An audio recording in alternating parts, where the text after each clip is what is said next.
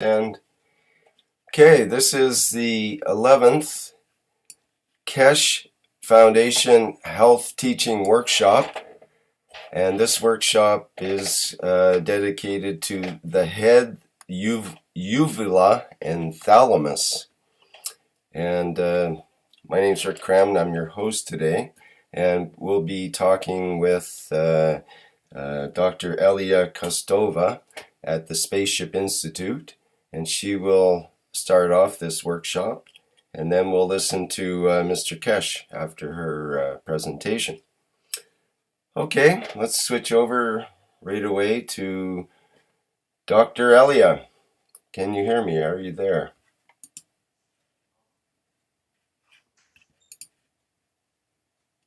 Hello, can you hear us? Yes, very well. Okay.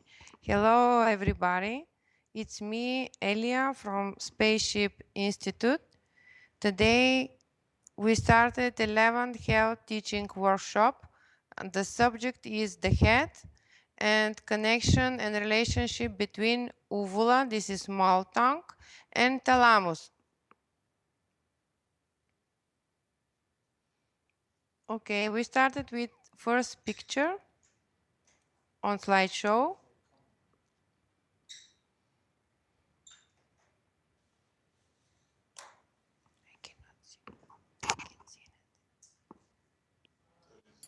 It should be coming through any second here on the live. There it comes.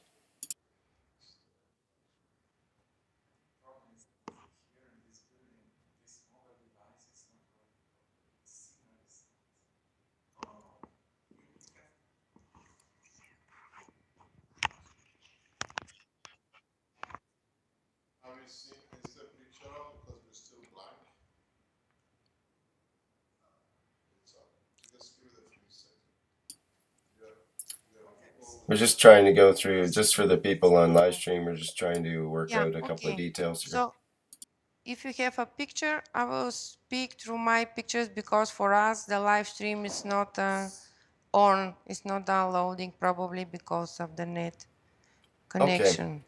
Okay, we should be able to do that. So the first slide is showing you 3D model of head. And what I want to show with this slide is that when we have modeling the head of human being, after making the skull and face bones, after that we have several entrances to the head. This is our eyes, our mouth, nose, and 2 ears. And actually the question is why we have all these enters to our head and what is the purpose of these enters. On that hole is placed the sensor organs. The sensor organs accept information from a environment and transmit information to our brain. Point is why we have that much sensor organs and all of them they are placed on our head is because the main data center is our brain, actually our thalamus, and all information from environments come through our sensors and starts to be transformed in specific fields in our brain. So it's regarding the difference between the sensor organs. Each of sensor organs accept different kind of fields from environment and in the specific way transform the information from that fields to the brain. Actually, our eyes accept part of the spectrum of information from environment and transform that information at images, and we have vision. Ears accept particular part of spectrum of information from environment and give us the sound. mouth accepts the information through food and air inside, and through the sensor or organ tongue and different kind of receptor in mouth give information to the brain of the fields in food and in air and water. Nose accept the air and transform information from air to the brain. And actually, we need that much sensor organs because in the beginning was only one, what we call the third eye, how Mr. Kesh said. But the third eye information from environment starts to be so much that actually the only one sensor organ is not able to accept and to transcript and transform information to the main receptor for us, what is the brain. And then the nature makes different sensor organs and separate all the spectrum of the information to different level of organs. So in that sense, each sensor organ accepts particular spectrum of fields from environment and transcript and transcend information to the brain. Then brain separate to different area, and each area starts to be connected with particular sensory organ. In that way, particular area of the brain starts to accept and reorganize the information from fields and to analyze and to send back the fields to physical part of the brain who controlling and the function of our body. Actually, because of that, we have that much sensitive organs. Then we go to the next slide.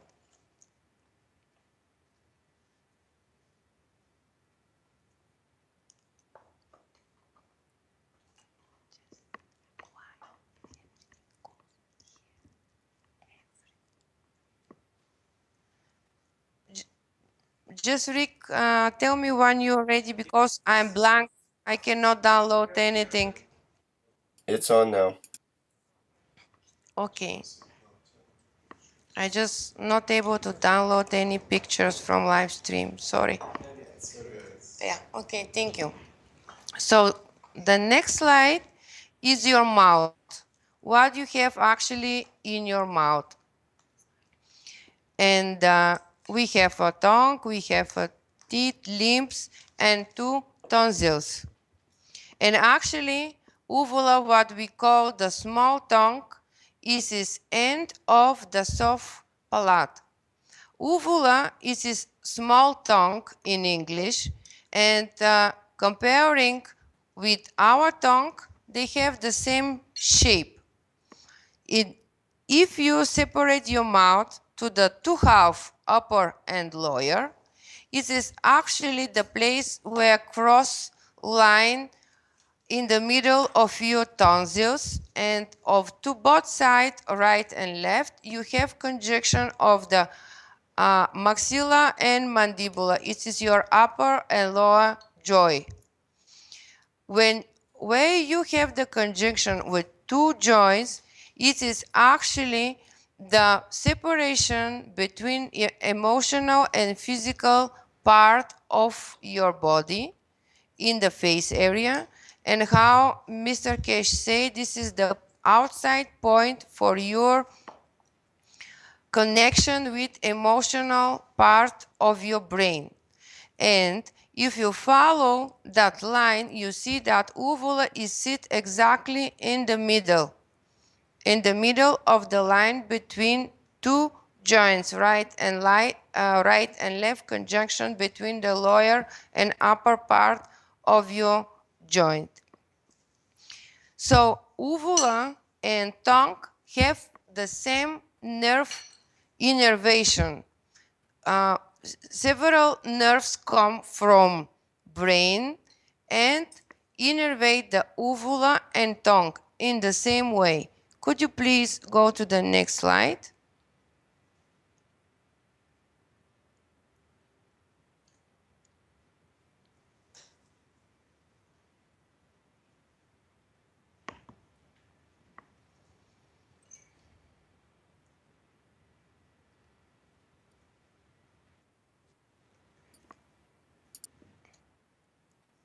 Okay, so for the next slide is cross section of your head and neck, and actually is visible for you skull bones, the top part, and then comes the sinus area with your sinus sphenoidal and ethmoidal, and then you see the soft palate, and the end is uvula.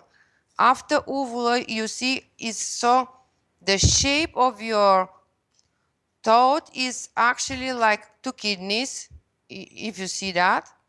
But actually, this is the shape of your throat, and in front of the throat, your throat, how we call in Latin language pharynx, comes the larynx area, and then go down to the trachea. So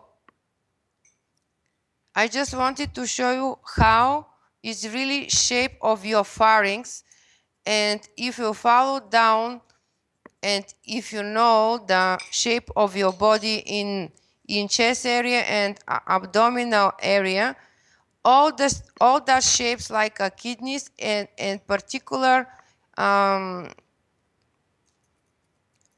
repetitive model on the line. So you have this shape on your brain, the same shape have your thalamus, then the bigger picture of the same shape is your brain. Then if you go down, the same shape have your lungs, and then you go down, the same shape have your kidney, and then in abdominal area for women is ovaries, and for a man it is the testicles. This is the same shape. So keep in your mind that shape for workshop today, and for the next workshop I will remember you again, because it's important. Just all the shapes is on one line. Okay, then we go to the next slide.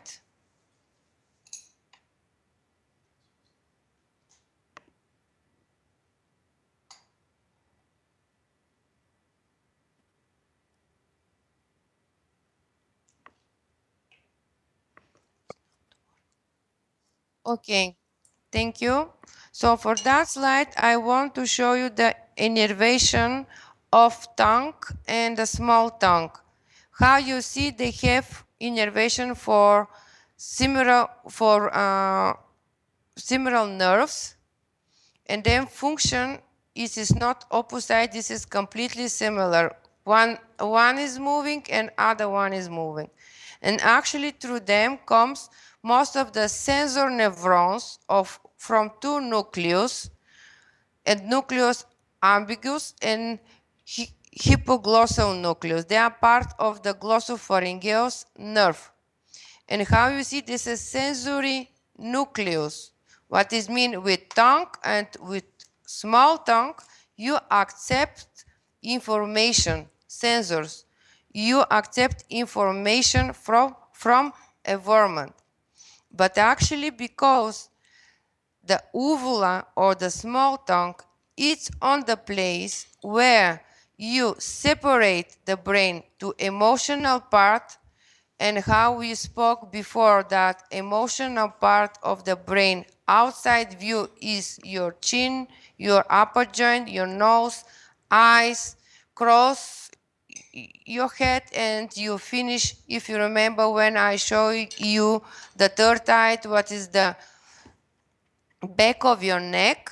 So actually the uvula is the tongue of your emotional part of the brain, how Mr. Cash explained and said. And tongue, your real physical tongue, is sensitive organ tongue for your physical part of the brain. And With your physical tongue, you accept information which is more matter level for physical part, and with your small tongue accept the sense for your emotional part. Actually, you have two sensor organs for test. For physical test is your physical tongue, and for emotional test is your small tongue. So the test of life from your emotion you take for with small tongue, and test of life for physical part you take with your physical tongue, what we call a tongue.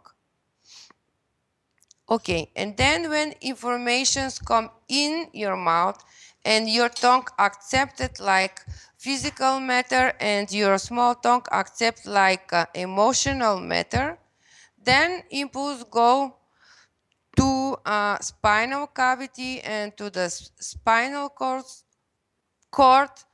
go up and down to brain or to your body. So the next slide, please.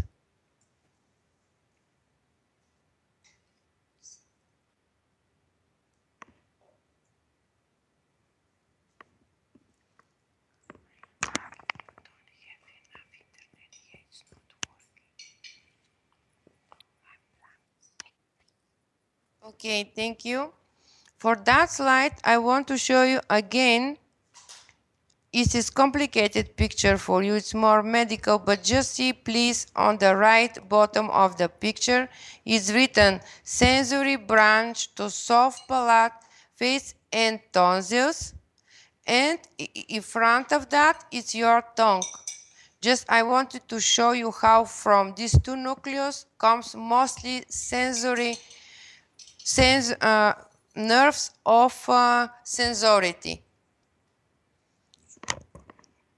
These two nucleus, sensors, nerve to uvula, small tongue, and to tonsils. The impulse come from two nucleus in the same direction to both of them. Okay, then next slide, please.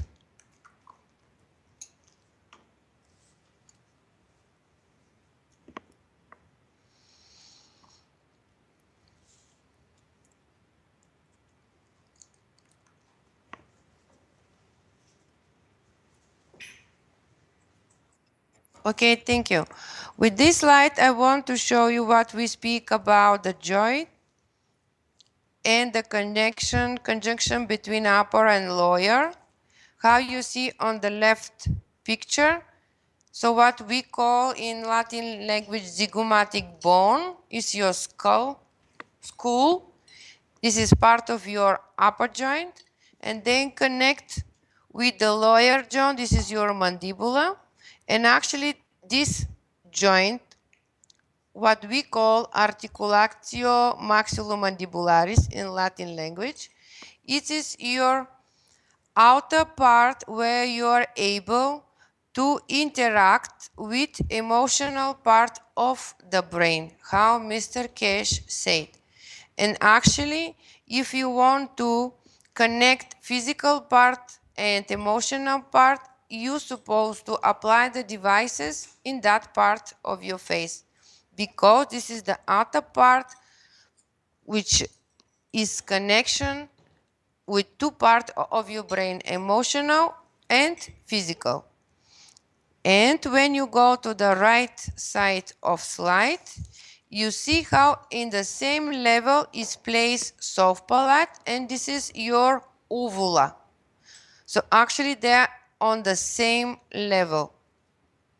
And I will repeat again that small tongue is represent your emotional part of your brain. Actually, the small tongue, its outer view is receptor organ for your thalamus in mouth. They interact to each other. So small tongue uvula accept the information from environment, sense the information from environment, and connect directly with your thalamus. They are, like Mr. Kesh said, twins. Okay, then the next slide, please.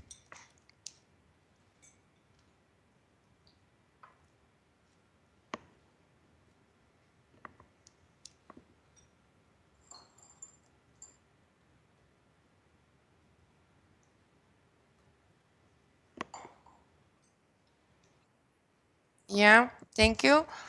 With this slide, I wanted to show you just the shape of thalamus. Thalamus, we have the right and left thalamus, like left and right part of our brain. And actually, thalamus also has the anterior part and the dorsal part. This, and how you see they are so similar of uvula, of small tongue, but in opposite direction. If you compare two pictures of small tongue and shape of your thalamus, then the right picture is it is again the shape of thalamus, hypothalamus, and olfactory bulb. Olfactory bulb is your sensors to your nose. Olfactory bulb is like extension of your brain and accept the sensor's impulse from your nose. Okay, and actually you see here again the repetitive model of like kidney shape of your thalamus. How I told you before that. This is repetitive model on the line of through all your body. Then we go to the next slide, please.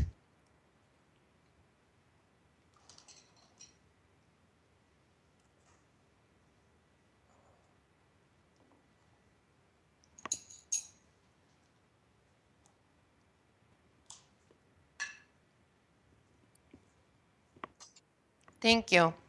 So for the next slide is cross section in front, in back.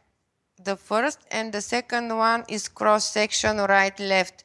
So how you see your tongue is on the middle, red one, muscle view, and on top of your tongue is like one small red spot is uvula. And actually, if you measure the distance between the number 2, what is your thalamus area in the brain, is written number 2. So this is the left part of your brain. The right part have again number 2, but it's not written.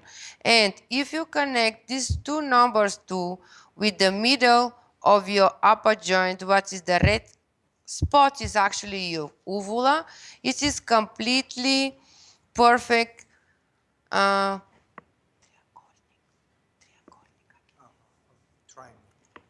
triangle. If you follow the Fibonacci consequence, you are able to measure everything inside of the skull, and you will find that consequence everywhere. Okay, and the right side you see the cross section left right. Your thalamus is number 8 in the middle of your brain. So if you just connect thalamus with uvula, uvula is extension of letter H. And then on the same level is your conjunction between the upper and lower joint. Actually, thalamus, pituitary gland, uvula, and conjunction between both joints, they are on the line.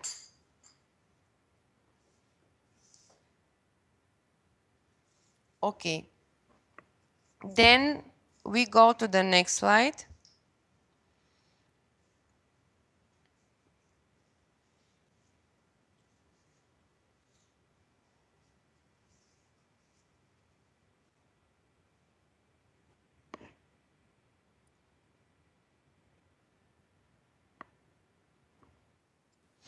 Okay, thank you. That slide, I just want to show you that uvula have different kind of shapes. And it's interesting is why we have different kind of shapes of uvula. It's actually why we accept information from environment in different way. And how you see from the beginning, it is uvula which is most positioning on the left side of your mouth. Then in the middle we have uvula which is so long, and then we have uvula which is so short, and then uvula which is so thick, and then we have double corny uvula with different shapes of these two corn. In the middle of the double corny uvula, you may see the uvula with cancer. So why we have the cancer in our emotional part? That is interesting question. And in the end, you see erectile uvula. And so many people, even in my practice like a doctor, I saw in emotional state, them uvula starts to elevate. It's like erection. It is so interesting questions which I hope we are able and we are enough smart to understand after Mr. Kesh explanation. Okay, it is for my part for anatomy. If you have some questions for me, if not, we are following with the explanation of Mr. Kesh.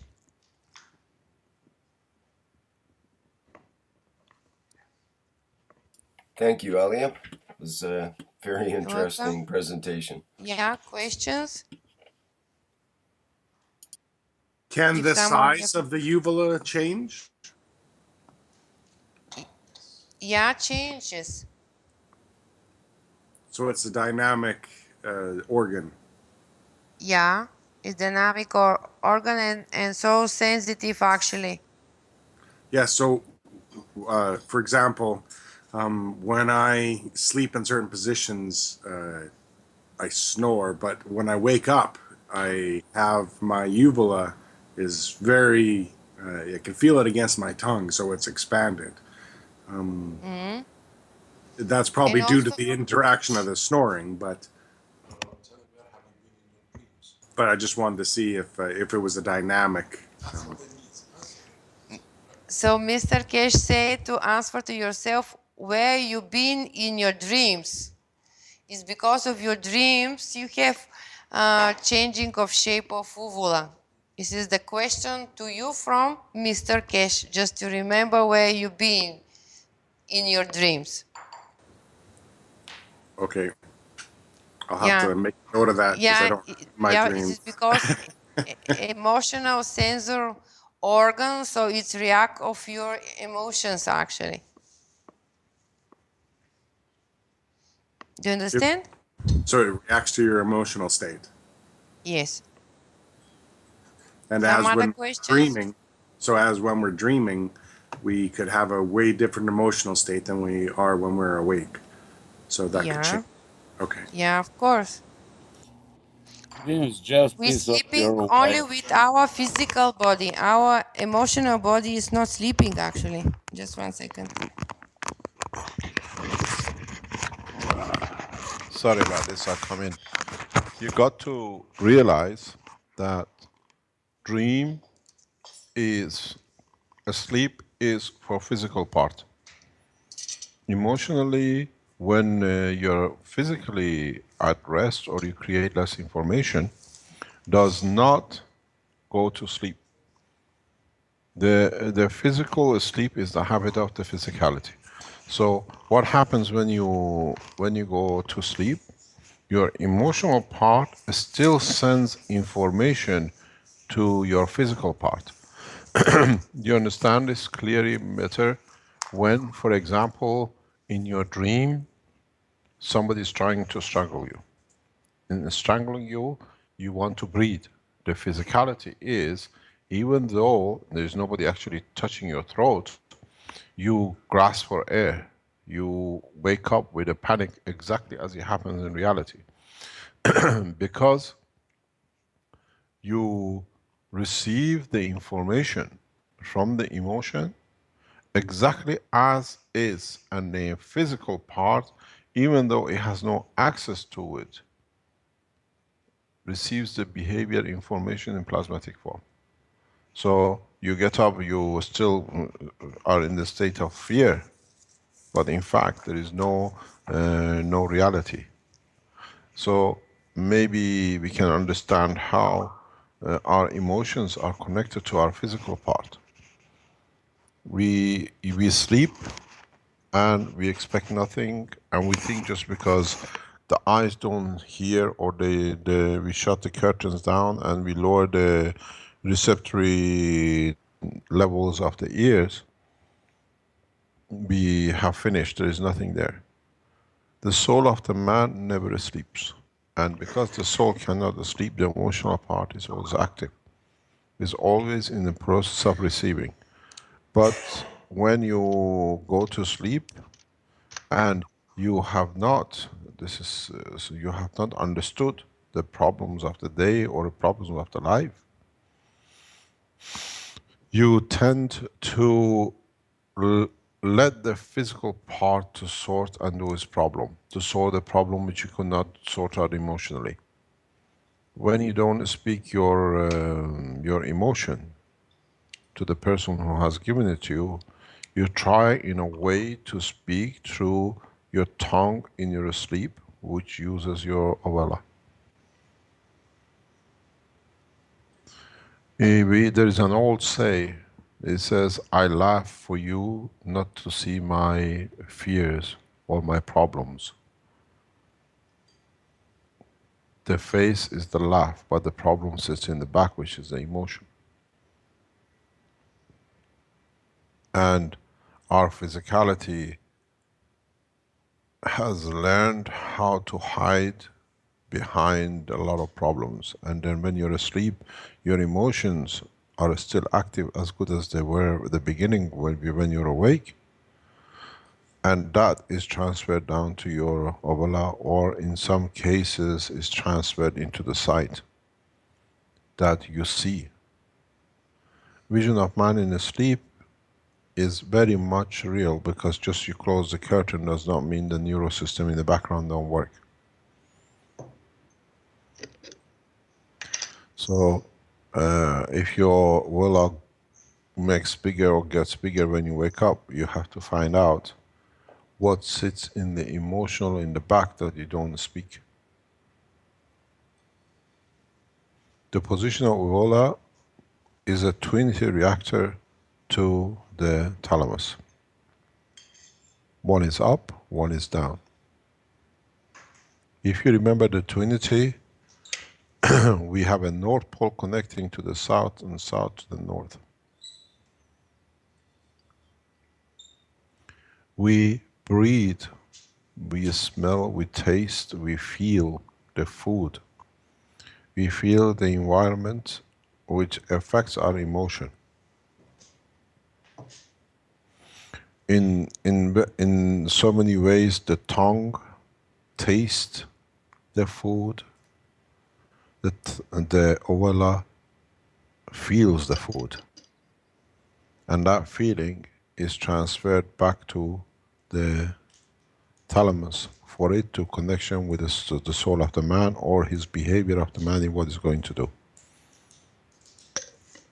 This is very important. When you connect with your emotions, you will find out you can digest different foods which you could not do. It's very easy. When you fall in love, you eat foods which you never used to eat before, because by eating it you satisfy the emotion, which sends the emotion back to the heart, which is of the same strength of the heart of, or where you fell in love with the person, that it connects up. It brings the connection and energy. You say, I don't know, I didn't used to do this, now I can do this. A lot of people, when they are pregnant women, they eat soil they go and eat wet soil, they chew soil. Because that gives the connection. It's not the soil eating, but it's the emotion which carries with the information from the soul to connection where is needed, what is short of, what needs to be done. Because man comes from the air in protein, but man becomes a body with the material of the earth. When a mother is pregnant, it still knows the situation, so it needs the material which is short from the ground, from the earth, to make the physicality of the child. So we feel through what we put in mouth, the connection with what is needed, and then the thalamus in turn informs the physical part. These are the things which are short, this is what is needed. So your tongue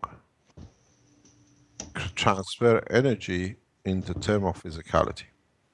Tongue is made of different tissue, and the oval is made of soft tissue, which is the emotional part. That's why it is. And then if you look at the shape of ovula in different people, in very much you can say the characteristics of the person. I do this quite often. Through the shape of ovula, you can see the soul of the man, but not as a soul, but the behavior of the man. Schizophrenic, possibility of a schizophrenic, epilepsy, Alzheimer's. The position of it, which tells you this balance between the body and where the problem in the future is going to be. So, to us, we have ignored the twin system of the emotional part of brain. That's why a lot of scientists, a lot of doctors don't understand what's the use of this thing. Maybe for the first time we can understand. If you look into the size of the organ, or what I call it, it is actually a twin star of the thalamus. It tells you how much you can trust a person. If you look in the throat of a lot of people with epilepsy, you'll find out that they have a very, very long oval. The ovula in the people who have uncertainty and are trying to find their position, the structure in the social life, you hear them go like, it's like a clicking. It's just waking up. Where am I? What's my position? Where do I feel? How do I feel? I don't feel comfortable. Then sucking on the ovula happens with a lot of people who have epilepsy. Because what they do, they suck this longer and longer, that emotionally this piece physically touches the throat, creates convulsion, and in the process of trying to drag this piece down, they release so much energy which goes from the emotional part from ovula to thalamus, that the information cannot be digested by the brain, and what you get is a seizure because too much information is coming in. This you see, I was explaining this to Dr. Elia, that in a lot of cases of the epilepsy, if you ask the patient to open the mouth, they refuse, because they know, with people like us who are expert in these things, you by the shape and the size, because it's just like sucking on it. It's like very much they use the ovula like the way you put a sucking machine on the teats of a cow when you're milking it. They suck it so long that the emotional part, what they are trying to the attention, touches the physicality, which is the back of the throat. And then by this time, the brain has used so much energy to bring the concentration for getting the attention. It goes in override, releasing a lot of information energy. Then the back of the brain switches off because it cannot handle so much information to go to the body, then you see as epileptic shocks. But at the same time, because they have extended the uvula to the top of the throat, and because of the shaking of the body, you get convulsion. So in reality, the abuse of uvula creates information which becomes shut down in pulses by the brain to go to the physicality, creates a shake like if they put you on a roller coaster, and like if you put in what do you call the disease? They put their mouth and they vomit to stay slim. Where is Dr. Elia? Isn't that bulimia? Bulimia, yes. It's the same disease, same problem. So it creates convulsion. So when you see somebody having an epileptic attack on the street or somewhere shaking and vomiting, the vomiting is nothing to do with epilepsy.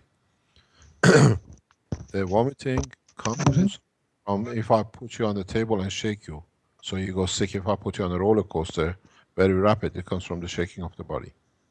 Because what happens in that process, you created the two conditions and the body goes into override information. The shaking in pulse release of information creates the convulsion. Somebody has an open phone. Eric, can you mute your mic, please? Now you see how uvula connected directly into the emotional part, because it's a twin star.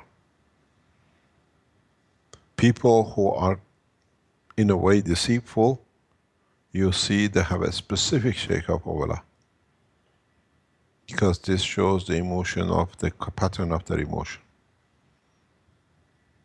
If you see how the shape of uvula is, you can most probably, in a lot of cases, confirm or disconfirm the schizophrenic. Because you have two emotions. Sometimes you don't see it, but if you look deep enough, you see the emotion, the second emotion, second character. The shape of very close evolves to the tongue, you will see that the people who have a behavior of hiding and deceiving. Because it cannot be shown. I don't want to show my hand. Mr. Keshe, I have a picture on the live stream that shows a uvula that's double. Split. Yes. It's a double. Yeah. Would that be the origin of the saying, somebody speaking with a forked tongue? I don't know what the term forked tongue means. A fork, like in the old Western movies, the Indians would say the white man speaks with a forked tongue. Meaning, not speaking the truth. Yeah, sort of schizophrenic, or saying one thing meaning another. Yeah, in Farsi we have a name, a specific for it. We call it Jubin, means the arrow with two heads. You don't know which one is going to hit you. You understand? Yeah, same thing. So they must have had the same saying in the Native American culture as well. It's just a different way of saying it. Yeah, but in the shape of uvula, it's in fact very much clarification of the state of the man emotionally, independent of any physicality. It's a fingerprint. A lot of people will hide it, but if now we show it, you put them in front of the system and you draw the pattern of the uvula before you put them on, you will see you get the same result. It's very interesting how it is. I've looked at this a long time in how it is and how it works. And for example, I was explaining to Dr. Elia, when you have epileptic people which use this process, if you ask them to open their mouth, they just open enough that you can see just the tip of the tongue. And you have asked them to open it harder, open it wider, you want to have a look. They just open up with torture as they cannot, they're shouting and talking and trying to defend themselves. The next minute you ask them to open up their mouth, because they know you're going to look at the uvula and you know how they are triggering it, you literally have to use a spoon to get in. It's a fight. And I see this with most of epilepsy attacks, because they know you understand the position, because this is what they use to trigger information. This, the color, the position, the shape, gives you a lot of indication about the emotional and the diseases which comes after with it. Dr. Elia was speaking about the cancer. Why does emotional part need a cancer to show itself in the front? Go back to the emotion. What is not digested? What has been forced, which is rejected by emotion? In so many ways, psychological state of the man is written on his uvula. And if you do a fingerprint, draw a system like, very much like, let's say, a schizophrenic, or draw the picture of a person with fibromyalgia before you start the process, and then draw it afterwards when you finish the process, it will give you a very good indication where you are and what the emotional condition has been. So, maybe as we spoke with the heart to be in 4 chambers, or we spoke with the lung with 2 pieces, now with this Ebola, not Ebola, Ebola, we show how the brain has chosen the 2 parts. Internally not to be shown, externally to be seen. And there are a lot of discussions in how it happens, how come it can feel, is because even when you put a sugar in your mouth, or you put a nut in your mouth which is solid, it carries information which is magnetic gravitational. So it is received, it tells you how you feel, what memory it brings back. A lot of times you put something in your mouth and you just, I remember this I had in such and such a country.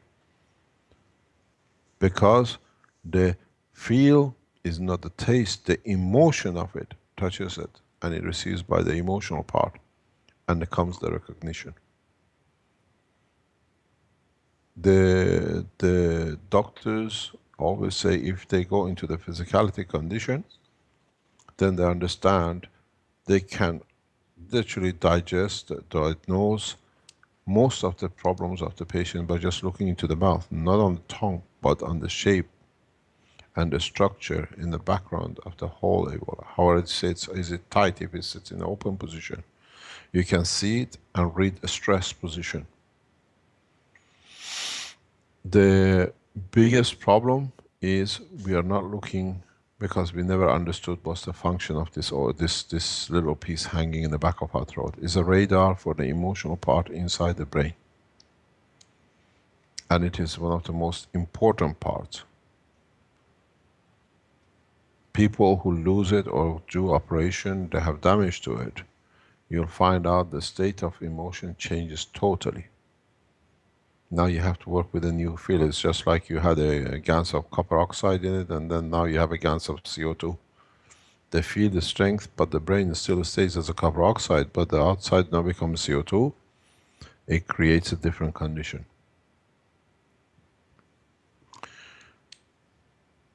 Now, any questions?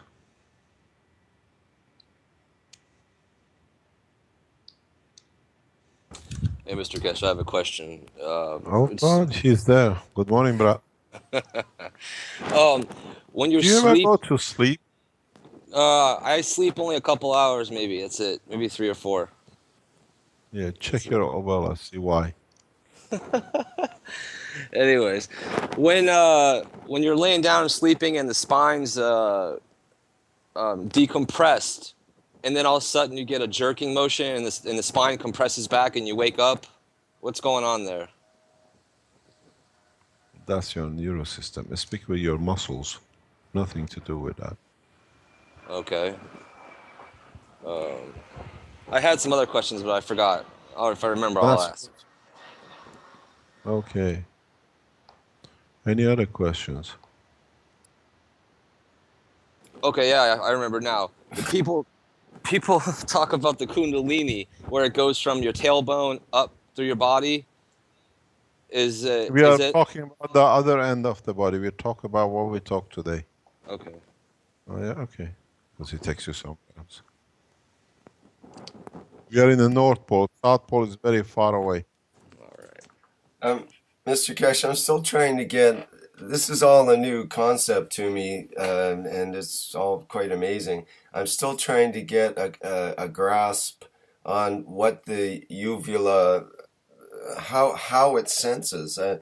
Does it work by sensing the temperature? Does it work by? Does it have No, any it's just by the receptors for feel. taste? There's no taste receptors, right? Like in the tongue, it's a different um, Uh, type of sensors. It's got a nervous, obviously it's got nerves and so on. So I don't know what is what going. does it sense? What does it sense? You say it's It linked to receives. feeling. Everything has a feeling. Even a stone you touch has a feeling. When you put a food in your mouth, has a physical. In a way, if I explain to you, you understand. A matter you touch, then you have an atmosphere of the matter you feel. One is physicality of it, and one is what it leaves as a fingerprint, as an emotion that you detect. It's very important to understand the difference. In a coming time, will show how it can be used for assessing and judging people for the jobs they are employed for, because you cannot change it and go into an interview. You cannot come and become a pilot when you're actually fear of flight, but you need a job to eat food. People will have cosmetic surgery on their uvula then to change it, perhaps. Oh yeah, very very Scary. nice one. Yeah, but then you have to. You ask them, "Have you had an operation?" Yes. We wait. We wait 25 years till it settles. Then you come for a job. So Because, pardon? what's going to happen when we start eating GANs and we go into space? How is these structures going to change then? Where? What did you say?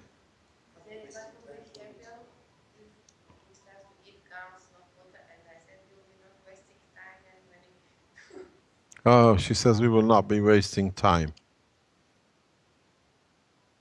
You still carry the same kind of emotions. They still carry the same kind of information. Then you take what is needed, that is stability. A lot of psychosomatic, a lot of psychological diseases come because of uncertainty. And uncertainty comes in not trusting what we receive.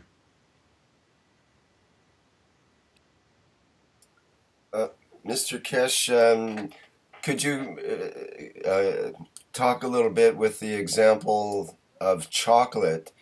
To me, that seems like an example. When we eat, most people, when they like chocolate and they eat it, you would have a taste on the tongue, but there's more of a feeling that would occur that's more in the back of the mouth, which I'm assuming now is associated with the uvula. Is that true? The emotional experience of the chocolate, which some people associate with love, actually. So how does that tie in? Do you think? Hold on one second. Dr. Eli is trying to tell me something to tell you. Come. It's yours.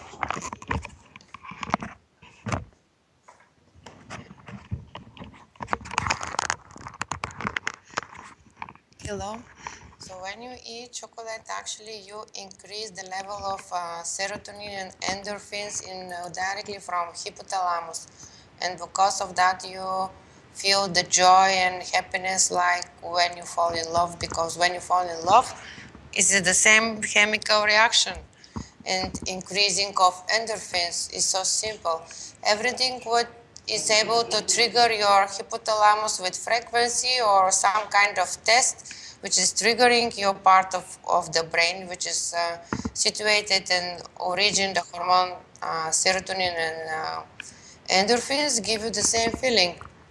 Do you understand? So it is Yes, physical. that makes sense. Yeah, okay. So instead of falling in love, you eat chocolate, right? Yeah. And also when you are under stress, you need more chocolate.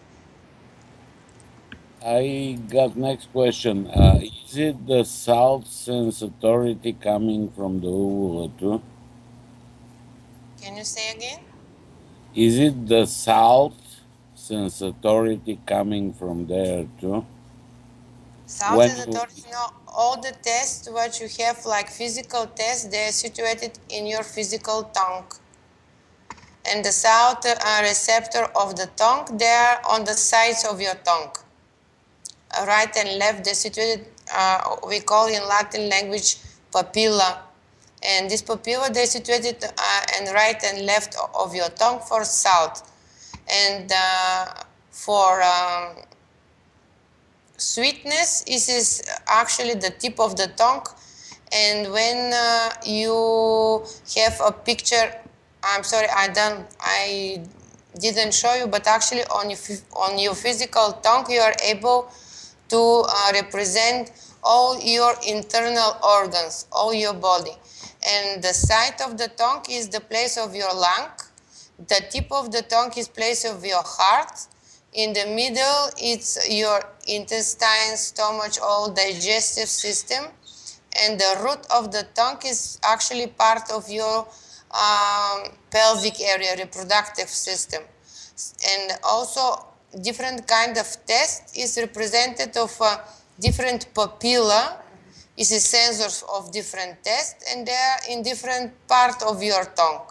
So in the part right, left, like on H is south, where is your lungs, on top, on the tip of the tongue is your heart, and this is the says for sweet, and the root of your tongue is, how is in English, south, like vinegar?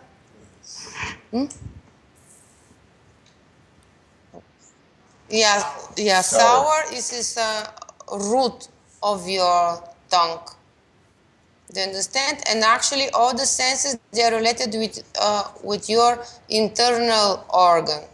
And the people who is familiar with alternative medicine, we use a lot of tongue diagnostic about the diseases. And also we connect the changing of test with diseases, and when we know which one organ represent a tongue, we are able to recognize which one energy is increasing or decreasing in body. It's like energy diagnostic also you are able to use. And now when we compare with MAGRAPH technology, each test is related with different strength of MAGRAPH fields. So when you compare the test and the strength of MAGRAPH fields, so you know which one part of your tongue and then uvula, which one strength of fields able to accept and to resend to the main computer, our brain. Do you understand? yes, so basically applying little bit of salty water on the left and the right side is gonna trick the body that you eat salty food. Yeah, this That's is what. like that. Oh, Yeah. okay, that's an easy way to cure hypertension. Yeah, okay, just 1 second, Mr. Kish.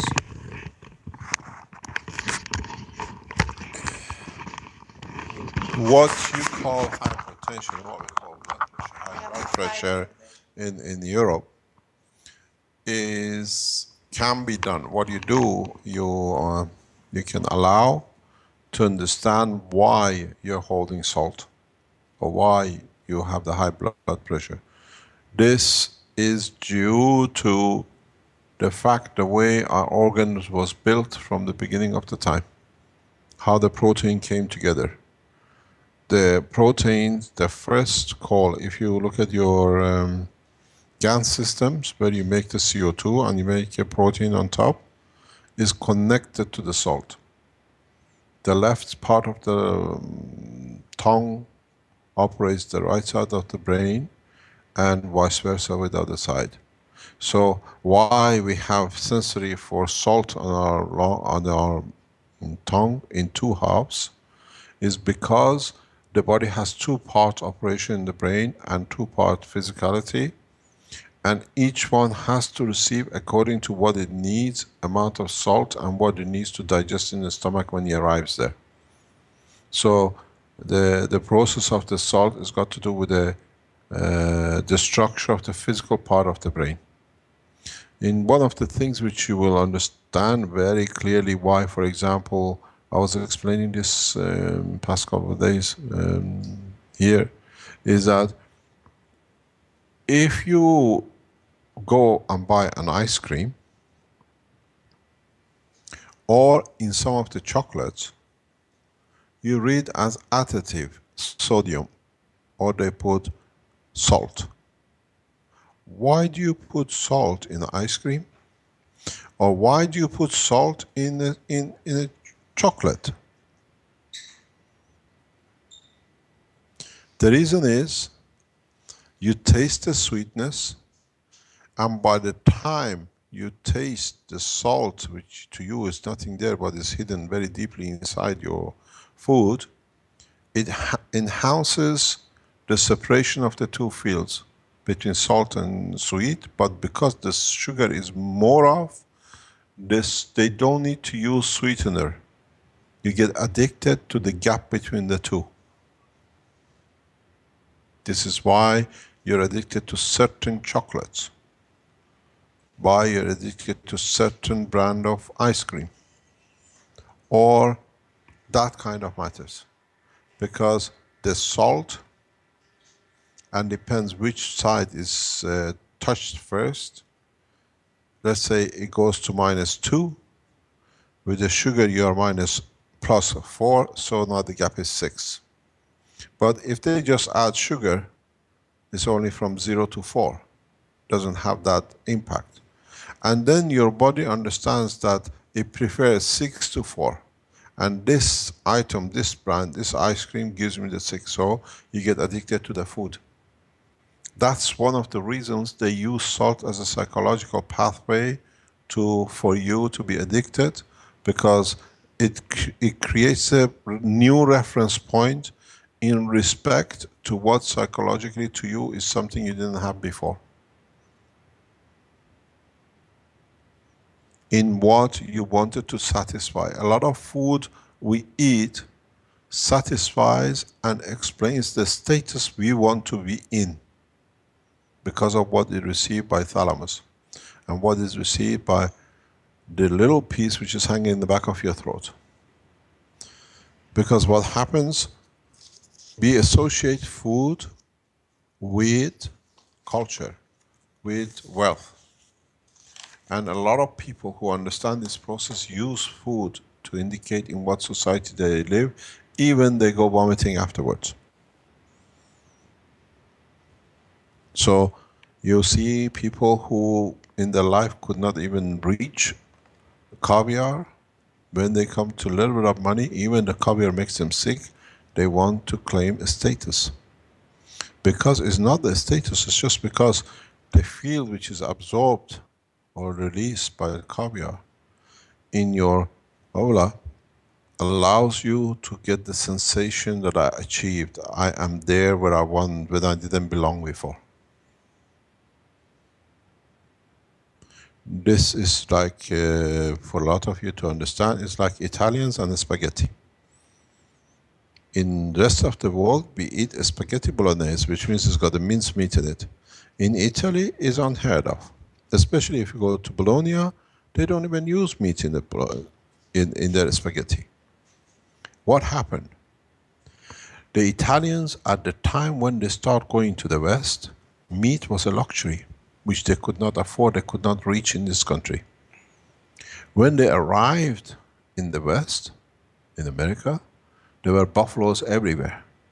To satisfy the need, which they did not have, they added meat to receive the fields which they were short, and the rich people only could eat meat in the West, in Italy. Adding meat into the spaghetti, two proteins together at high level, satisfied the position of the hanging tongue, what I call it, and the emotion, and the status of food, and the position in society, and comfort in the emotional part. This is very important. A lot of people don't understand how we change culture of the food, and when as we change the culture of food to satisfy the emotion, we have chosen different shape, different colors, different heights. This is what I was explaining in our trip to knowledge seekers.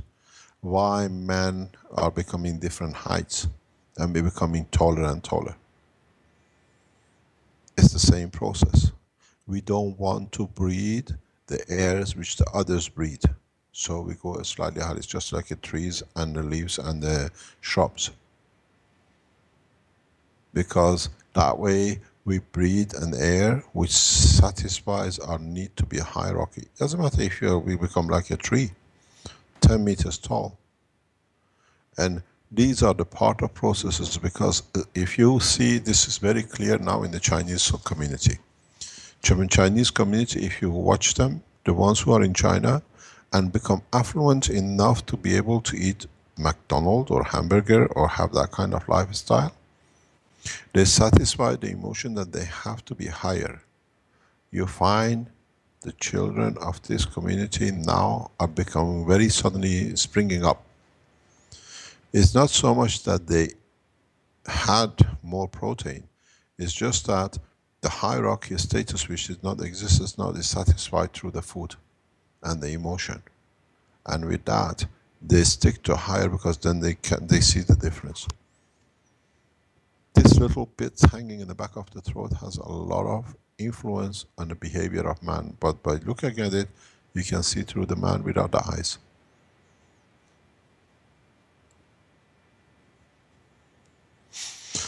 Any other question?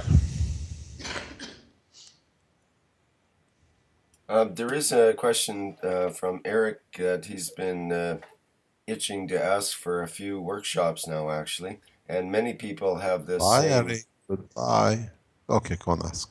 Many people have this same question because of our problems with our teeth.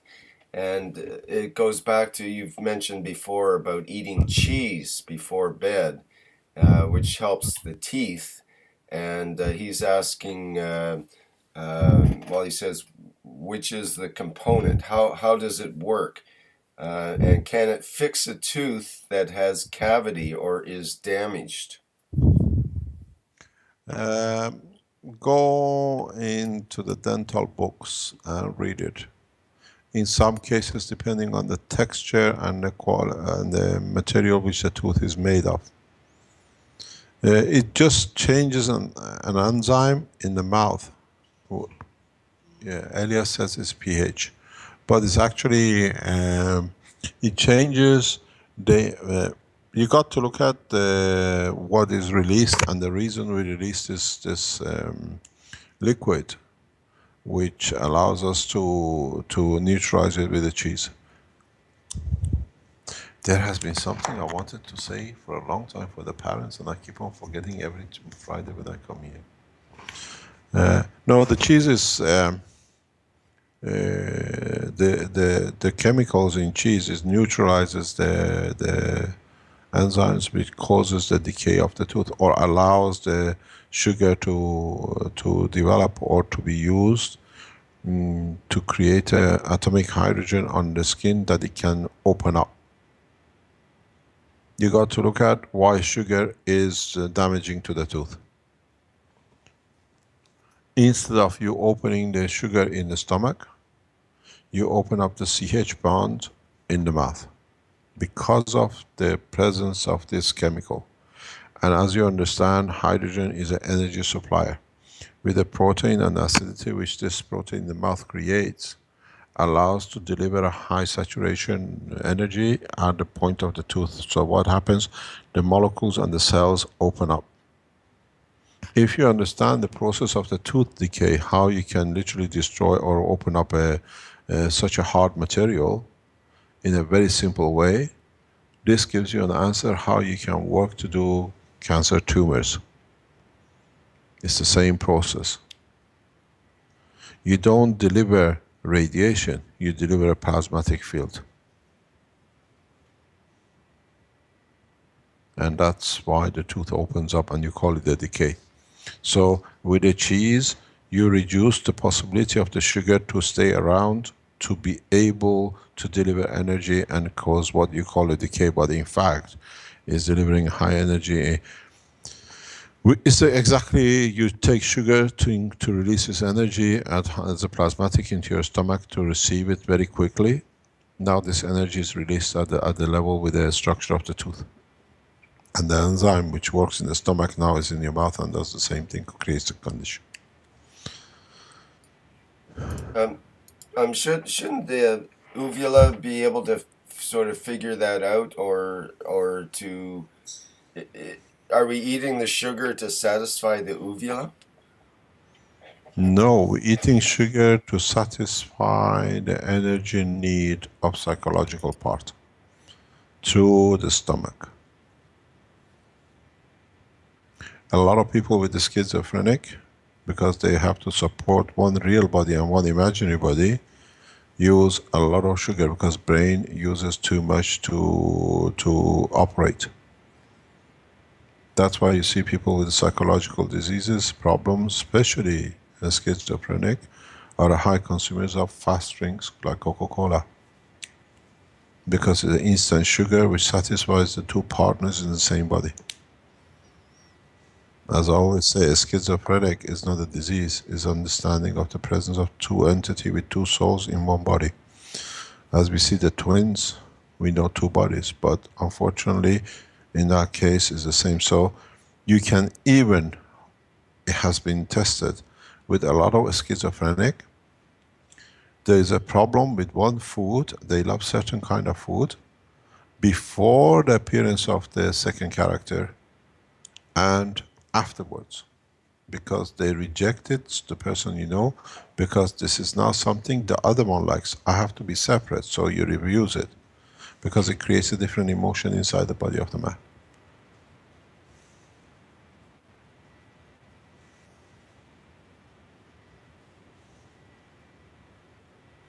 Any other question? Are we within our 2 hours or are we finished? Still got time. Yeah, we're at about an hour and 15 minutes, or an hour and a half altogether, with a bit of a late start. Okay, there is something, if there is no question, there is something we have to bring up today, because now is in public. It's better to be heard at the foundation teachings than outside.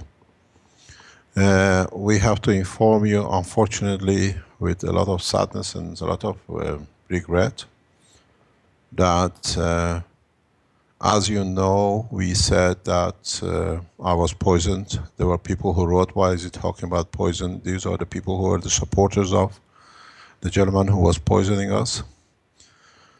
The papers which were used, because I write and that's what it was laced with poison, have been tested by independent laboratory in the country. And we received the results today, and Rick is in a position of it, is in possession of the papers. The papers which has been in front of Mr. John Skelton shows 34 times more than legal limit arsenic. Documents have been passed on to the federal police, Interpol, and inquiries for attempted murder has started. The water content shows 1.9 nanogram, legal limit is 10. The clothing washed to show the amount of arsenic shows 2.2. 10 is the limit. Arsenic, 340. So we have to inform you, and the documents are there, laboratory reports are available, as we saw the poisoning before. The papers, and we have to say, since the day when my wife was poisoned, we have not seen Mr. John Skelton in the premises of the Keshe Foundation or any contact with the foundation. There is no accusation, there is no finger pointing, but as now we have 100% proof of arsenic contamination, and the papers are in the hand of the press. We have released it for the purpose, for reasons known. The murder inquiries, attempted murder inquiries with the federal police and the Interpol has started officially.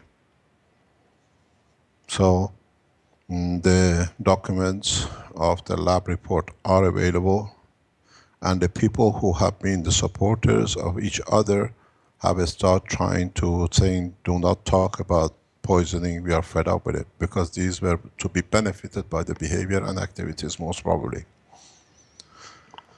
So what we have to say is, unfortunately now we have 100% proof, 34 times more arsenic than maximum legal limit allows.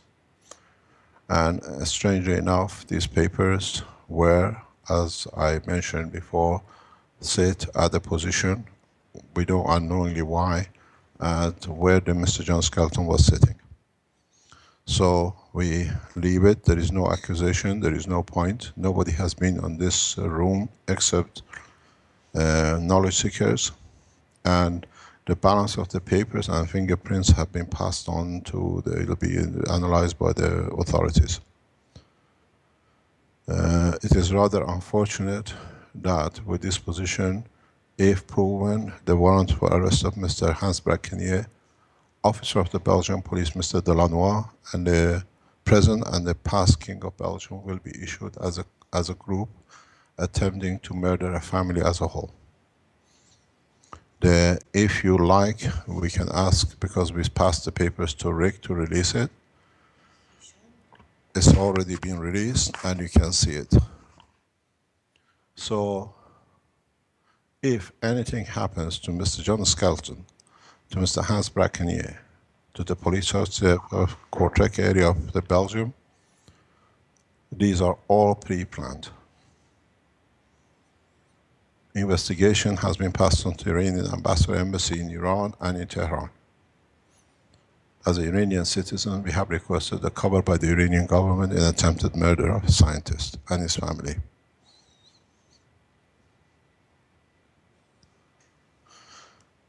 You can see the papers and the report of the laboratory with the address of the laboratory. Everything is done. This is a public information. So as we can see, the claims and the pains and the deaths which we went through the hospital to die was not just a joke for the others who were trying to cover what they were trying to do, and there were promised positions in the Keshe Foundation if they support the move. From now on, as I said, this is a attempted murder inquiry with 340 times the level of arsenic. Any other question?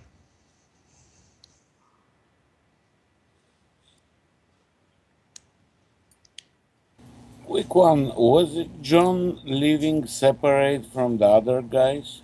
We do not say anything.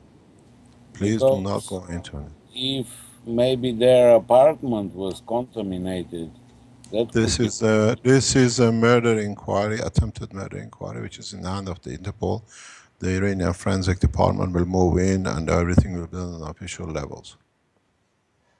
Because they can create as a pack when there is nothing, no fingerprints anywhere. We don't explain, we don't accuse anybody, but this is exactly where Caroline touched the papers, because each one had more or less always sat in the same position.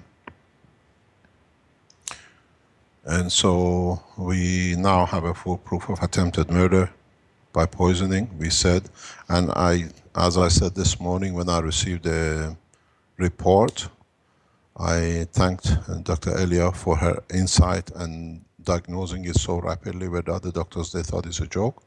Now we see 100% what a capable and competent doctor is within our team. Now we will look for Donabella in how it's been brought in, because Caroline and Marco show the signs of Donabella poisoning. Now the inquiry started with the rest of it. There are other poisoning which is sitting in the house we are aware of, and then that's in the hand of what is got to be done. So we close this case now, which is going to be a murder inquiry, attempted murder inquiry by whoever they are, and then the rest is for the warrants to be issued and whatever is going on illegally. Any other question? The Donatella, that's nightshade poisoning, is it not? Yes, it is. It's diagnosed by Dr. Elia to be given to Caroline as well. What has happened, this is what I tell you in regarding the thalamus. This is what I've been teaching you about thyroid and parathyroid gland.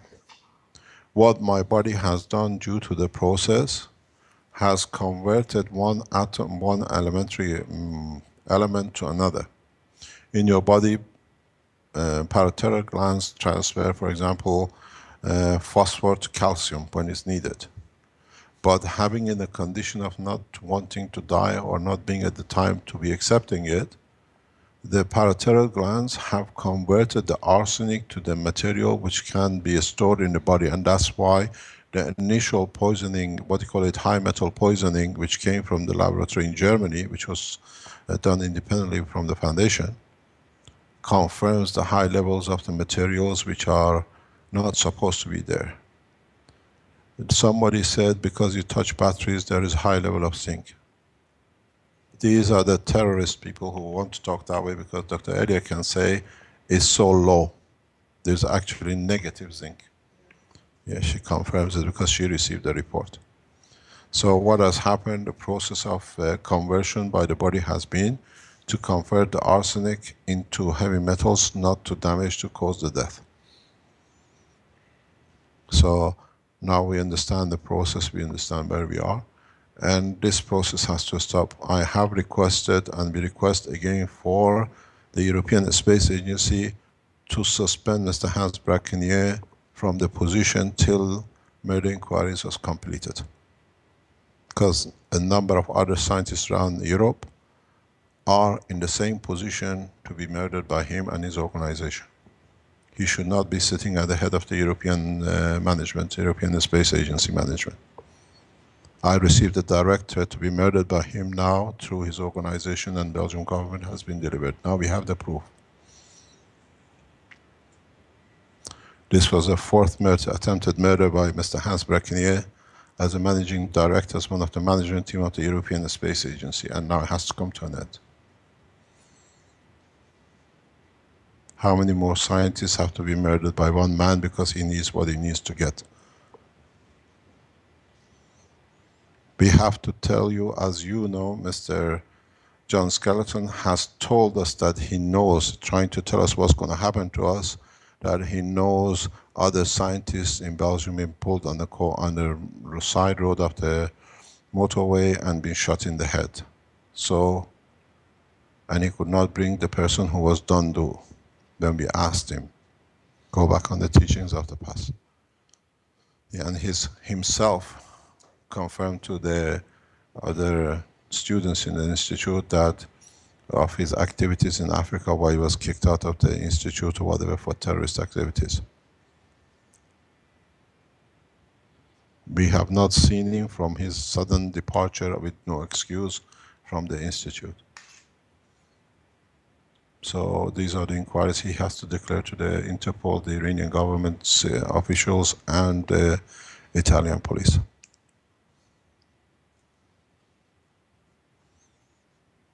Now we can carry on accepting new students back into the institute the way we planned, and we set up to do the degrees and the masters and the others in the appropriate way. The only damage is done is lost the trust of us to teach openly, and is you lost, not us. As Dr. Elias said, when you're here, you learn every day you add, because on the internet and the Skype you don't learn. And now this closes a lot of teaching for a lot of people.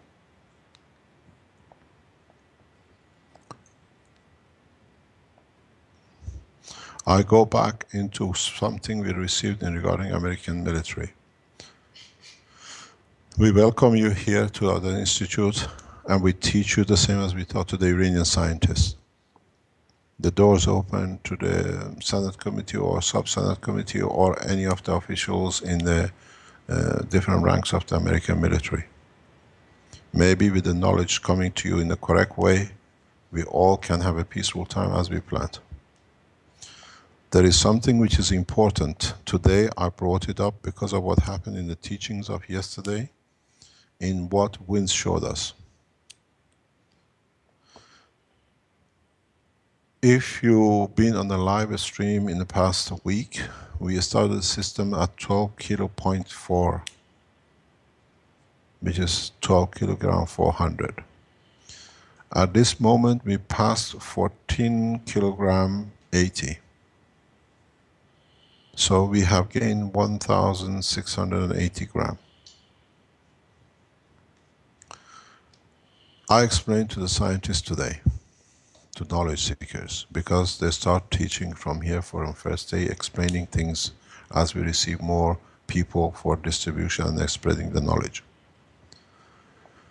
You all been looking for a weight reduction, and I keep on telling you to look and understand different things, but you were not ready.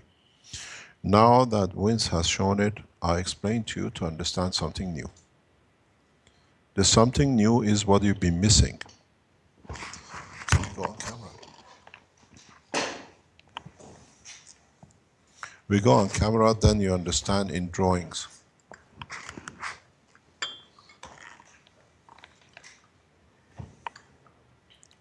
We got the Skype, we see it. I don't have any picture here yet. Yeah, we're trying to go back on camera. Okay. Just give us time.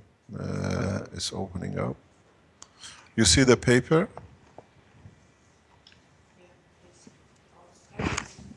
On Skype they see, but on the live stream, have you received the picture? We have it now on live stream. You have it on live stream, okay. Let me explain to you something. Do you see it, Vince? Have you received on live stream? I can see it on live stream, yeah, that's okay. Okay, so what I'm going to do, I'm trying to see what you see. Oh, okay. We are upside down. I'm going to go and write this way. Let it be easier this way. In the system, it's okay. Oh, you want to do it that way? Yeah, okay. It's easier this way. You see it? It's the same as before. No, it's the other way around because it was back to front. What you have had, I'm going to do it this way. I see what I show. Okay, no problem. I will tell you who's here. You hear a new voice in the background here. And then we tell you who is with us today and who's been in the foundation in the past couple of days. In the system which we have shown up to now, we have a table and we have a hanging basket with a scale showing 14.2 kilogram. In this process, in past weeks, in past 3 or 4 weeks or 5 weeks, as we started from 11.16 to 10.5 and back to 13, we always looked at change of the mass. And I referred to it a few times. In fact, what you've seen is the body of the material or the frame increasing by around 1.5 kilogram. But What you all have missed, now that Vince has opened the book of the, what you call a movement of making free plasma, is that if we did not have the load cell and the system was not hanging to pull the load cell up and down, for example, the unit would have been sitting at this position. By increasing the weight by 1.5 kilo, in fact, the cell should move to this area. This is compared relative to the earth level. So, if you take the scale off, the load cell off, and you put a spring hanging from the box, position A was the original position of hanging. And if you would have scaled it on the background, position B is the new position. So, in fact, what you've been looking for, increase and decrease of the weight, is the new positioning. Now, for the first time, I explained this today because of what happened yesterday. And Armin was going, wow. I explained to him he has already flown. You looked for the weight, but in plasma technology, we are looking for positioning. So, if the reference C was the ground, he would have come 10, 20 centimeters closer to the earth. This is what now you understand flight position. All of you, you have seen the system going up and down. You will find a new position. We have a gentleman who's just checking again. I will explain to you who he is. He introduces himself if he wants. What's the weight now? What's the weight? 14.12. 14.12. When we came this morning was 13.88. So, this is how the magic show opens up. Arman is setting up a new system. We put the new system on the spring. And then you see how the position changes. You go further or closer by the weight you create. So, in so many ways, the space technology is open.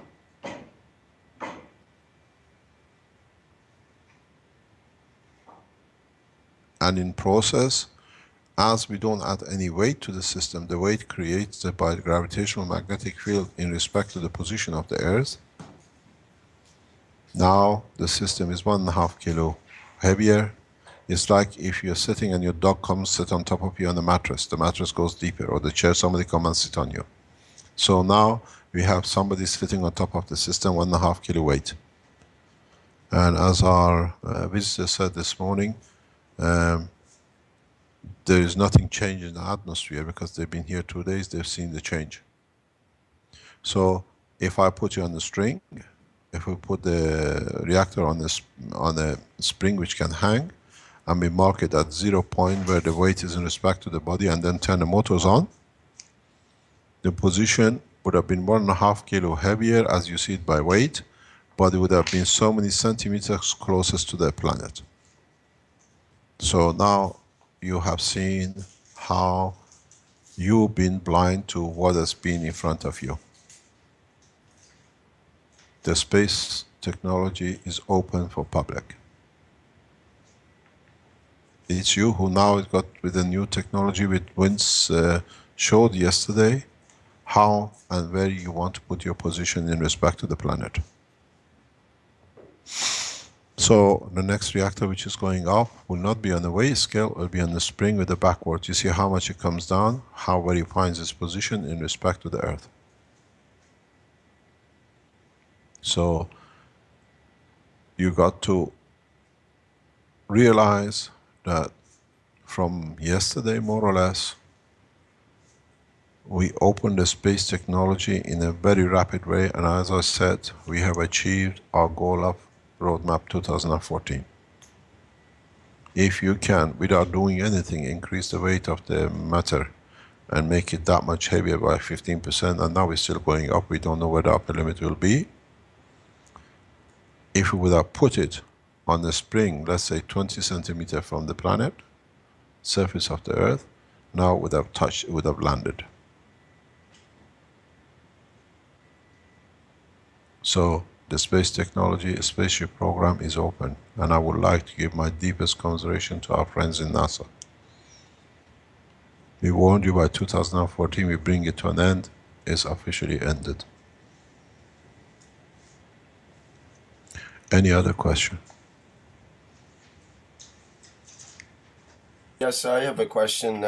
With that system that you show there, would it be necessary to focus the maggrav fields on a celestial object in order to go up, in order to attain the positioning to go up? Would you have to focus on a star or the sun, say? Yes, I was explaining this earlier this afternoon. At the moment on Earth, you have a satellite positioning. The satellite positioning has no value. But as you know, when I met with the American officials, I said you pass your country without you ever noticing it. You cannot follow the curvature. The easiest way is you use the moon as an attraction repulsion, and you go back down to the position where you want to be. As I said, you look at the speed of 26 times the speed of sound for transportation. One of the problem is you depart the atmosphere in an angle and you enter in an angle. So it's much easier to do that than trying to keep to the curvature. And you use moon for internal Earth activities, because wherever you want to be, you can always find a position of reference or one of the other satellite, what do you call it, systems. Mars, Venus, but these are too far. And at this moment for man is too far to, the position you find is where you want to be, and as you go out of the atmosphere you come back. It's very much like a jumbo jet system. Propeller engine needs to be closer to the Earth because they need air to this position. Jet engines need to be at higher because they have to burn a fuel. Now with this technology we go beyond because we need the time to take them back. Estimated time, now you understand when I told you Tehran, New York is 20 minutes, so most of it is in takeoff and landing. Now you understand how easy it has become. Okay, I have a question about that quickly. Yeah. Would you, with this system, would one be traveling in straight lines in terms of if you're orientated with the moon? Would you like say, to go seasick? Would you like to go seasick? I guess you wouldn't want to travel in curves at that kind of speed. Is that what you're saying? But no, but in any case, it is UPS, the answer inside, it's a shipping. See who it is first. Stephanie, answer the door first. Sorry about that. We had to move everything from our proper teaching room, which has been there from the beginning, into a building next door till we settle because of the poisoning. You know, till we settle, we have these kind of discomforts. The thing is, you got to remember, as you have created a new gravitational magnetic field within the structure of the frame, this entity now has its own characteristics, is independent of the Earth atmospheric condition or any others. So you can continuously maintain 1G. The weightlessness travel is 0.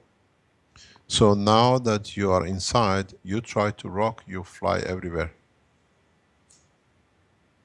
So the difference between the spaceship program now is that you constantly keep at 1G. 1G is the characteristic of the plasma transformation. Where at the moment with the space program, you are in a vacuum, so you float, what we call weightlessness.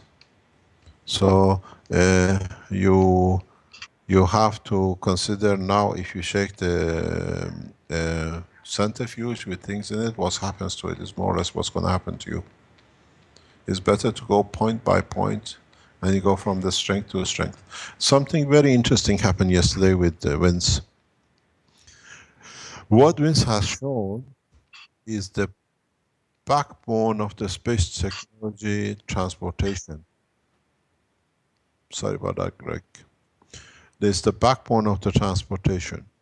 You use different densities to achieve gravitational field difference. In the space technology of the future, you do the same. You choose a softer first and then you go to heavier. Or you go for a fast travel, you go to the heavier and then you go to lighter.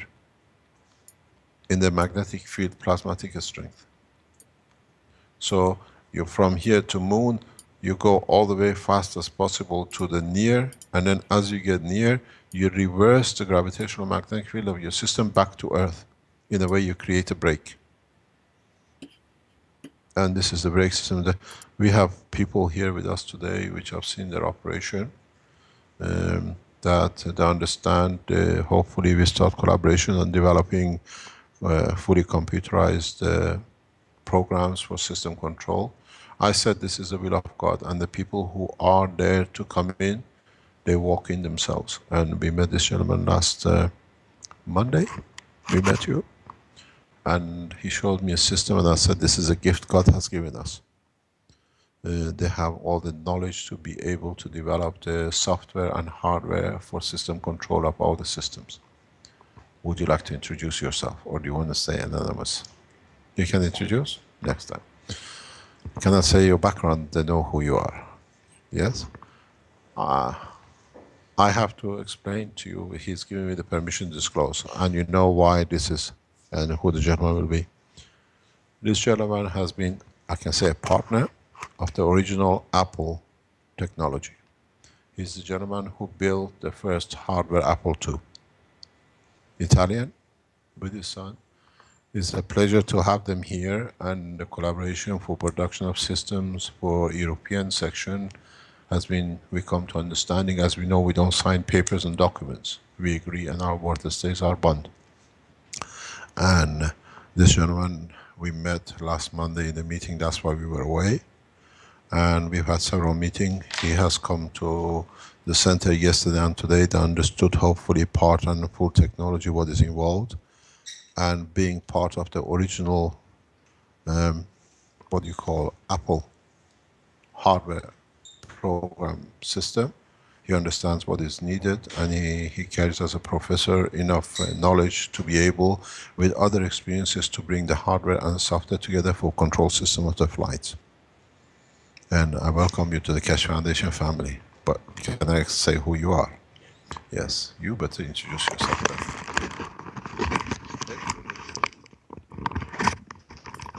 We're all guessing, that's for sure.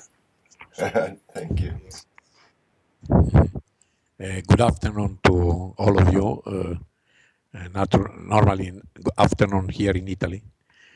My English is not so good as Mr. Keshe English, but I will try to explain to you our activity. I am involved since all my life in electronics.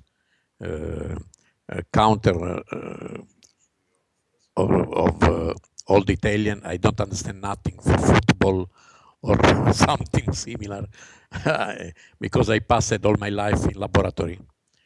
I had the possibility when I was 20 years, only 20 years now. My age is much more than 20. To Sorry, just one moment, but could you move the microphone just a little bit away from the mouth, please? Thank you. Is okay now? Yes, that's better. Thanks. Yep. It's just popping a little bit there. You can carry on. So I started my activity in electronics when I was very young, and when I was 20 years. Sorry, Yes. I think that's a little bit too far away, or not positioned properly. Sorry about that. I think it's a finicky headset. Okay. Wait. Is it better? Now it's okay. Yes. Okay. Yes. So, as I was explaining before, when I was very young, 20 years, I discovered, fortunately, the existence of light-emitting diode, because I make polarization counter by mistake of one transistor, and I verified that was one light emitting from the junction. I think that I had broken the transistor because of the reverse polarization, but I repeated this test many times, and every time there was light. So in that day was born the light emitting diode that now we use all around the world for lighting system. So after this, I work in different fields in telecommunication and in research laboratory with university when I am teacher for electronics. And since many years, we have one international group that is involved in renewable energy equipment production, and also with our medical division, we have developed some new technology, totally new technology that Mr. Kesh has referred to you before, for making tests, non-invasive tests, for all the parameters of our body. The first one, the first equipment that we named Elysium 1, make 300 bio chemical analysis of all the parameters of our body in 1 minute without taking blood or other organic liquid. So as you can understand, this improves so much the quality of life, and also money to spend to have a complete and clear picture of your body. The second equipment that is named Elysium 2 had the possibility to make the equivalent of magnetic resonance by image. And not only this, but in the image of the different organ of your body, the equipment with his software show to you where are the different part of the body and in which condition they are, if they work properly or there is some inflammatory activity or also cancer. After this, this equipment has the possibility to test, to offer to you a list of normal chemical drugs that are on the pharmaceutical market, and you can verify, you can make a test, virtual test, on the effect of this chemical on your body. So you can verify if taking this chemical, the situation of your body will improve or not. So you understand, no risk. In this way, you don't have risk for your health, but you can start to make the posology of this chemical, being sure that you know since the beginning the result. There are many other possibilities of this equipment, but we will have time to speak with you in next time. The third one, that is named Elysium 3, is equipment that had the possibility to solve your health problem by frequency.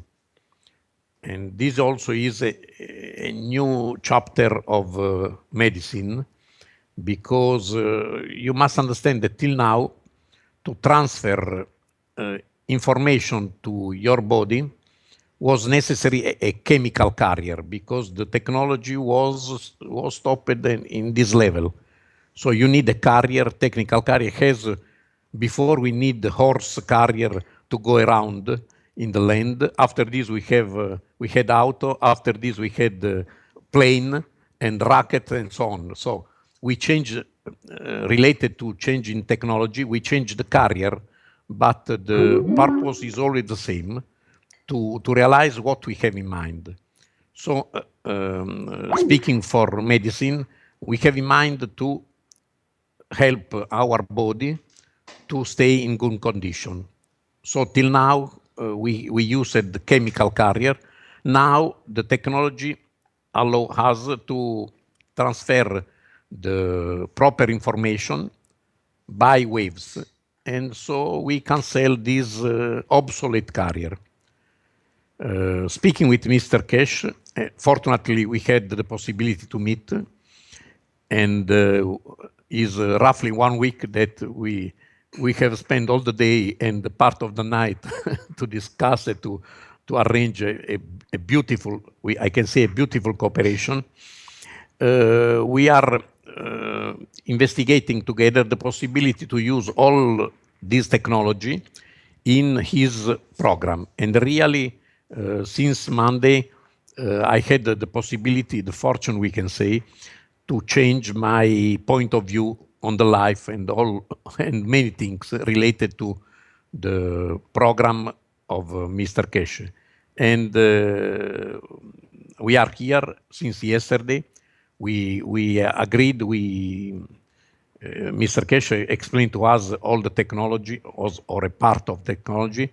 Now we go back in our laboratory production line, and we will start to apply all this information to create something that can help all the people, because our first interest is to create something for peace, for good health, and for quality of life of all the people.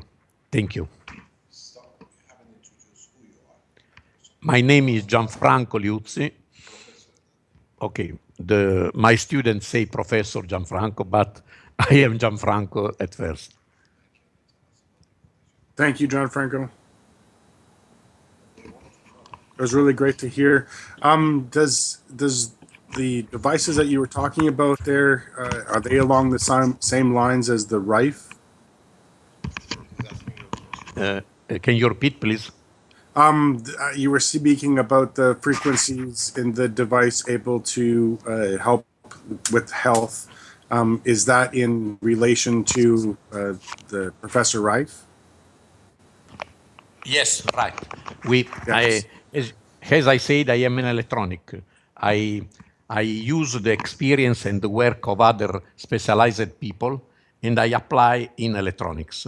So exactly what you said before, we took the authorization and the copyright of all the work done by Professor Rife, and we inserted this database in one hardware and software electronic equipment that starting from the Professor Rife database, create different frequency and waves necessary to transfer to the body the proper information related to Professor Rife frequency. Thank you very much, because I did some research before with about Dr. Rife, and it did make sense, but I found Mr. Cash, so I went further, I think. Okay, we consider, as you can understand, we consider this only the beginning, but we are making official trial testing with government hospital and with authorization normally by ministry, because we like to proceed 100% inside the law, in the international law. And what can I say to you is that I have done with my hand this equipment, but every time I use him and I see the immediate result, I am surprised at how properly this works. Yes, it is very fantastic, especially when it brings knowledge like Rife into the same level and goes beyond it. To explain that, I think Rife was looking at a plasma frequency, being able to help in healing that way. So that was just my own thoughts and my own understanding about Professor Rife. And but since coming into the Keshe Foundation and finding the information from Mr. Keshe and going to the position that we are now with the just little rotating reactor and with what Mr. Keshe and the knowledge seekers are doing at the Spaceship Institute. It's come a long way. And there's still lots to go. Yes, no doubt about that. There's still lots to go. I think it'll be an interesting merging of technologies because, as Mr. Keshe often says, he doesn't use frequency with his observations of plasma and so on, but at the same time, maybe frequencies are an indicator or some sort of,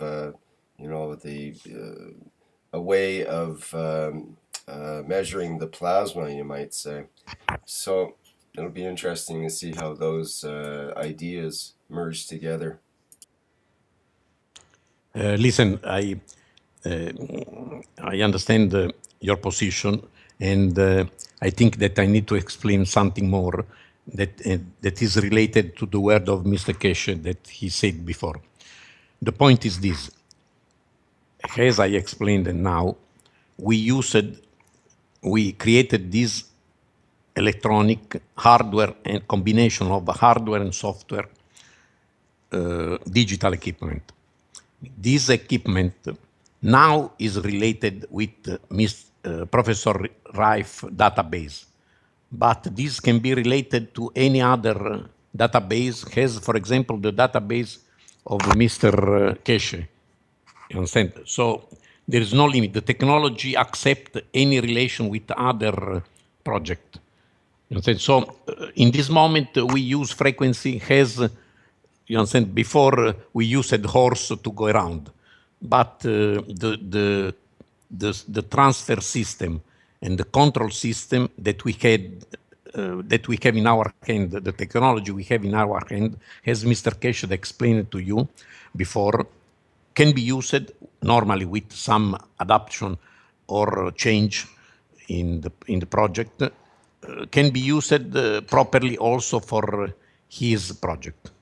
I hope that I am not wrong. Sounds fascinating. We're looking forward to it. Yes. Mr. Keshe, I was wondering if Mr. Franco or Professor Franco can be in the Italian workshop, perhaps, which you might want to announce as well. That's coming up. This is to be sorted by the Italian Keshe Foundation. Italian Keshe Foundation is formally, has been formed, and they will announce themselves who they are next Monday, the 1st of December, is the first Italian Keshe Foundation workshop. They do it every first and the third Monday of the month. Second and the fourth is done with Chinese Keshe Foundation. The most important thing maybe you will understand from this talk of Professor is that the knowledge is simply shared unconditionally. And this was the purpose of the Keshe Foundation. They came here, we opened the doors and we showed them everything. And we asked them to video, film everything that they understand, because they have facilities to manufacture, and he already has started manufacturing, ordering for the parts to be done while he's here. But the most important part is that one of the reasons I've studied these technologies for a long time. As you know, we did some research in Kortrek regarding this system, but it wasn't satisfactory. I've seen the result of this work myself in past few days. But what is important is, as I said, we'll take no doctors and no medicine with us. From what we can see with the technology and the hardware, which is in possession of the professor and his company, is the diagnosis, which is what was missing in the foundation's work.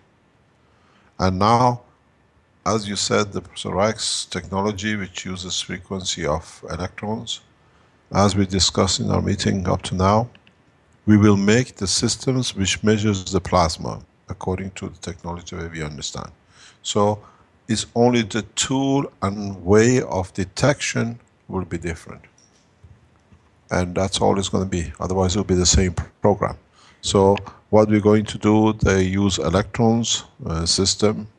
We use a plasma of nearest thing to amino acid as we produce them. And then that sets the scene in what is correct and what is not correct and what needs to be adjusted.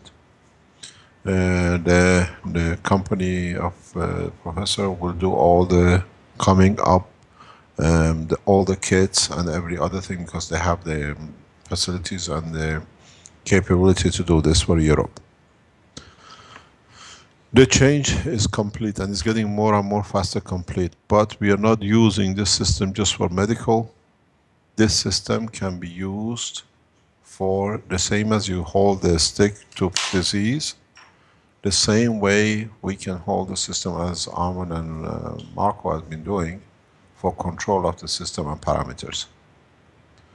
So we have gone into the next step, and hopefully the meetings will be so much that we'll go to the next phase of system control for production and control of not only the health. What I've seen, and it's very interesting, this is not coincidental.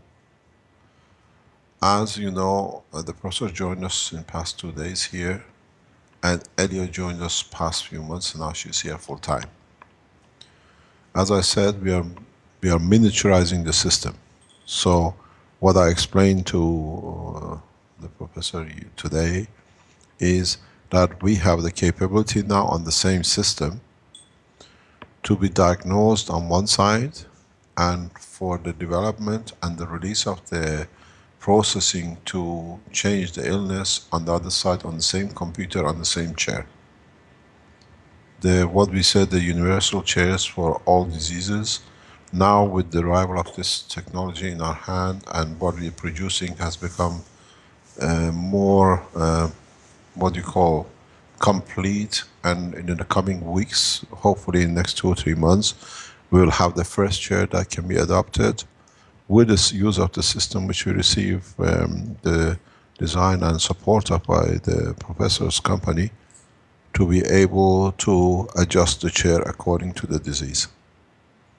And this is a major, major achievement or breakthrough for us in completing the medical part of the technology. In a way, what we were talking, this is what I said, you can go to, as you go to a sunbed kiosk for getting a suntan, in the next 12 months, 2 years, what I see is you go to different clinics or you go to different shops with your medical card with the disease on it, it tells what it needs to be done, and then you go in for a cancer and the next patient goes in for a, what do you call it, diabetic. This has become a reality very much in the next few days, in the next few weeks. It's so much, the collaboration with the Italian is building up, that we will most probably move out of the Sensano to be close to the scientists who are at this level to be able to achieve the what we call the goal of the development.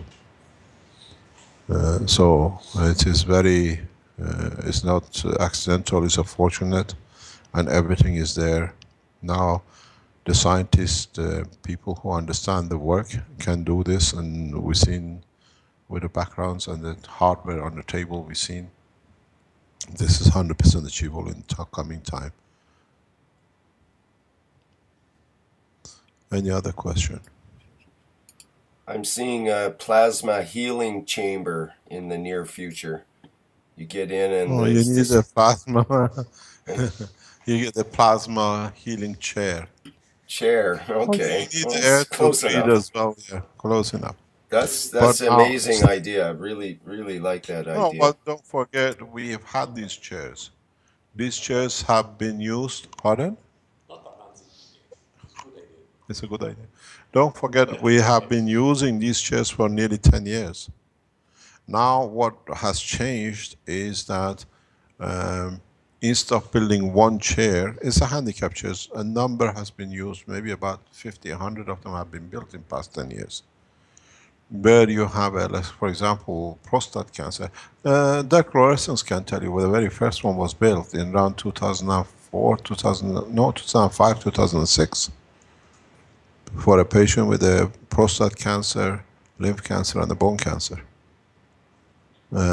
Now, with this facility of control, all we need is to, instead of building one chair, we just change the plasma magnetic field to the next disease. This is what we use for the people with a back injury which they cannot walk. By sitting in the chair, the process of healing is done, the process starts to reverse. So now with the system controls, we can diagnose, and you sit in the chair, you receive what you need.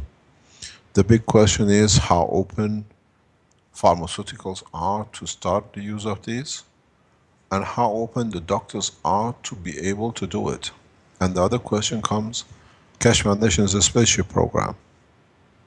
Do we need to carry a doctor of every discipline?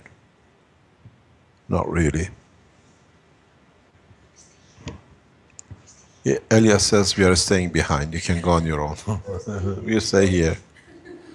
So this is part of the technology development. We are not in competition. We are addition to the space technology. Put yourself in this position. What happened if one of the astronauts in the space lab today have a heart attack? Or have a stroke? Do we have to keep him for months in the space till we can bring him back? The more people we put in the space, the higher the number of possibilities multiplies. If one of them has a, due to radiation, high dosage, some sort of disease, do we have to wait till he dies and then throw his body in space? Are we going to do what we did with the sailors? Or we allow these technologies to be on board of even the space lab, that any disease, happen accidentally or not, can be delivered directly. It's a selfishness of us protecting what we have, or allowing the progress of the support of human race on the space. Now we are one step closer, and next week we introduce you to the people who are now involved in another direction in the development and commercialization. They arrive with us on Wednesday. Most probably Thursday morning you'll be on the teaching table. We are gathering not the elite, but the ones who understand and want to make the change. Any other question? We are over 2 hours now, which is a little excess for the health workshop, but it's up to you if you want to keep going. I'm sure there's more questions. We are finished. If there are any questions, we try to answer. Any questions from your end there, Vince, or anybody else on the Skype call? I don't see any other questions on the live stream or anywhere else, so I think we should wrap it up. It's time. Okay. Thank you very much. We meet on Monday, 12 o'clock with the Chinese program. Yes. Okay, that's perfect. Thank you very much, Rick. Thanks, Vince. Thank you, Mr. Keshe, and Professor Franco as well. We look forward to learning more about all that. I think you're going to hear a lot from him very soon.